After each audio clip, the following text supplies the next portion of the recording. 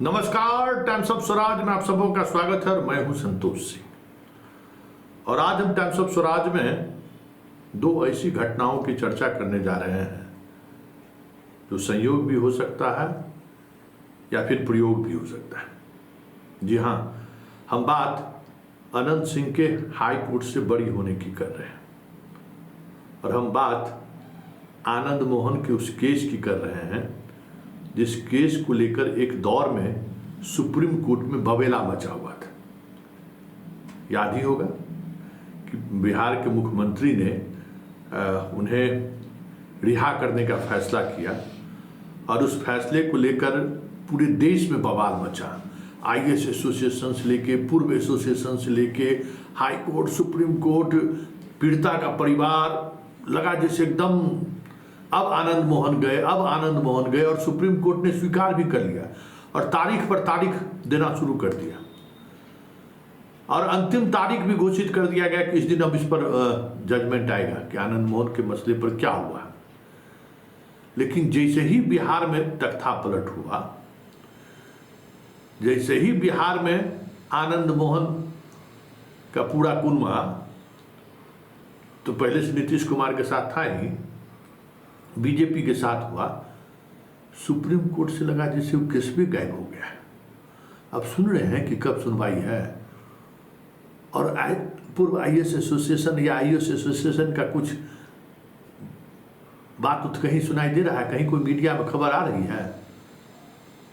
याद करिए, लोकसभा चुनाव से तो पहले लग रहा था ना कि आनंद मोहन गए जेल, लेकिन जैसे ही इंडिया गठबंधन को छोड़कर नीतीश कुमार मोदी गठबंधन में आए, आनंद मोहन का केस लगा छू हाई सुप्रीम कोर्ट से लगता है कि अथिये पर से गायब हो गया, साइटे पर से लगता है गायब हो गया। कब सुनवाई हुई, कब सुनवाई नहीं हुई, कुछ पता चल रहा है। जबकि याद होगा कि उस दौर में लगातार सुनवाई हो रही थी और आखिरी सुनवाई के दिन जहां तक हमें याद है कि जब 1 महीने बाद सुनवाई की तिथि निर्धारित की गई थी तो कहा गया था कि उस दिन जजमेंट आ जाएगा। बड़े बड़े वकील सब बड़ी बड़ी बातें कर रहे थे। लग रहा था कि वाकई में आनंद मोहन के साथ नीतीश कुमार ने जो किया है वो शायद न्यायपूर्ण नहीं है। कुछ न कुछ ऐसी बात है जो सुप्रीम कोर्ट जैसी संस्थान, सर्वोच्च संस्थान अगर इसको इस तरीके से ले रही है और एडवर्स कमेंट भी कर रही है, तो फिर हमें लगा कि अब आनंद मोहन का जो निर्णय है छोड़ने का, उस निर्णय पर सुप्रीम कोर्ट कोई बड़ा फैसला ले सकता है। लेकिन सब खत्म है, कहाँ क्या है नहीं है कुछ पता नहीं चल रहा है। तो क्या ये कहा नहीं जा सकता, माना नहीं जा सकता है कि नीतीश कुमार के इंडिया ब्लॉक से मोदी के ब्लॉक में आने के बाद चीज़ें बदल गई। सुप्रीम कोर्ट में भी सुनवाई जो हो रही थी, त्वरित सुनवाई हो रही थी, आईएएस एसोसिएशन जो चिल्ला रहा था सब जगह पकड़ लिया। ऐसा तो सोचा ही जा सकता है। पब्लिक ओपिनियन तो ये बन ही रहा है ना कि जब तक आनंद मोहन और नीतीश कुमार इंडिया ब्लॉक में थे तब तक उनके फैसले का रिव्यू हो रहा था, हर फैसले का रिव्यू हो रहा था, ईडी से लेके सीबीआई से लेके सुप्रीम कोर्ट तक रिव्यू हो रहा था। लेकिन जैसे ही ब्लॉक चेंज हुआ सब अनब्लॉक हो गया, लॉक लग गया जैसे लगता है। ठीक उसी तरीके से अनंत सिंह के साथ जो हुआ है और जिस तरीके से हुआ है, पब्लिक ओपिनियन तो यही है ना कि लोकसभा चुनाव से ठीक पहले भाई सब में जमीनी बंटवारा को लेकर इनको पेरोल पर छोड़ा गया और पेरोल पर वो जाकर क्या किए सबको पता है, सबको पता है। और कितने दिनों के बाद, जस्ट कितना दिन हुआ होगा समझिए, हाई कोर्ट से बरी ही हो गए। और अनंत सिंह पर जिस तरीके का आरोप लगा, घर से 47 निकला था जबकि उस समय वो जेल में थे, तो किस आधार पर एफआईआर हुआ? कहा गया कि अखबार जो मिला था जिसमें 47 लपेटा हुआ था वो 11 दिन पहले का था, इसीलिए उनको लाभ मिल गया कि साक्ष्य के अभाव में उनको। लेकिन 47 तो उनके घर से बरामद हुआ। लोअर कोर्ट सजा दे दी, लोअर कोर्ट तो सजा दे दी ना भाई। और उस सजा के त्वरित सुनवाई अचानक हाई कोर्ट में होनी शुरू हो गई और हाई कोर्ट में सुनवाई होते होते पेरोल से गए अंदर, आज बाइज्जत बरी हो गए सब केस में।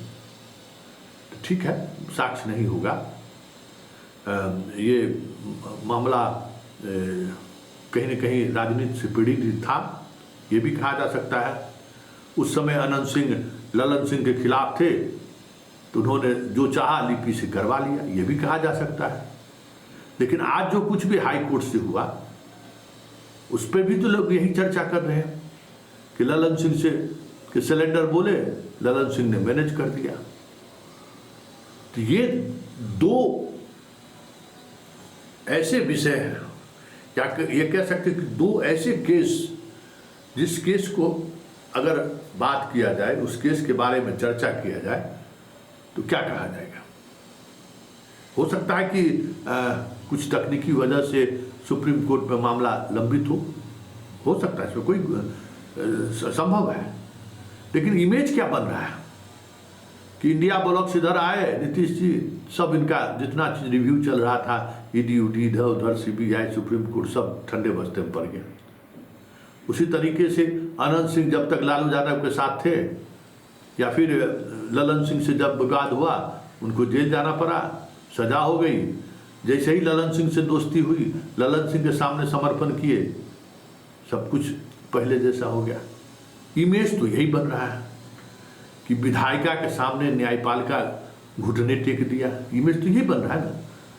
सच्चाई जो भी हो सकता है कि वाकई में अनंत सिंह के केस में मेरिट न हो सकता है कि अनंत मोहन के मामले में सुप्रीम कोर्ट का जो ऑब्जर्वेशन हुआ होगा कि नहीं, नीतीश का फैसला सही है, इसलिए फैसले लेने में वक्त लग रहा होगा। आईएएस एसोसिएशन को भी लगा होगा कि नहीं, नीतीश जी सही किए हैं, लग सकता है। लेकिन तमाम परिस्थिति पर जब आप गौर करेंगे